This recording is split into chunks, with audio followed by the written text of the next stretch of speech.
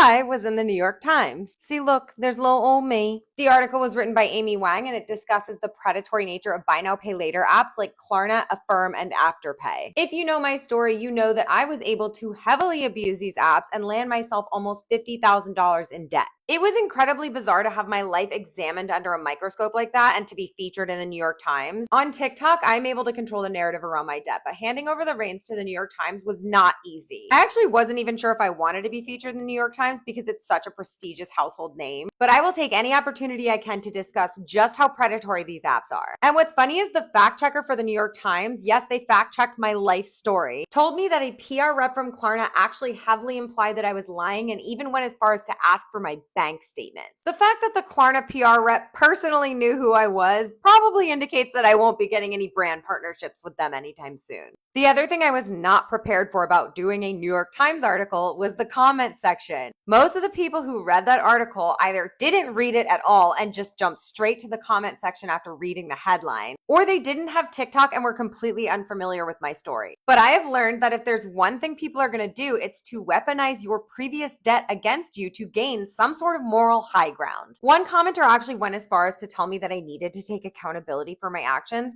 Babe, I'm pretty sure that's what I did in the fucking article. Also, having debt is not some moral sin that you need to atone for. This is ridiculous. The tone of this article is essentially me saying, I had debt, here's how I got into debt, here's why I got into debt, and here's how I fixed it. Having debt is morally neutral, but based on the comment section of the article and the Instagram post, you would think that people think it's a cardinal sin. The reaction that people had to me saying something as innocuous as I was insecure, so I shopped, you would think that I was some heinous Jezebel that lit a school on fire. Complete overreaction. From the beginning of this journey, I said that I wanted to be featured in the New York Times. I've been saying this, I definitely manifested this. And frankly, I think this article is the last time I'm going to speak publicly about my debt. I may talk about it lightly on social media, but I feel like that chapter on this book is closed. In doing this article, I realized that I've paid off my debt and the person I'm describing doesn't really exist anymore. I have atoned for my sins, if you will. Gotta say though, pretty fucking cool. And thank you all for following and watching me, because if you guys didn't care, the New York Times definitely wouldn't. Friendly reminder, debt is not a moral failing. Shop smarter, not harder.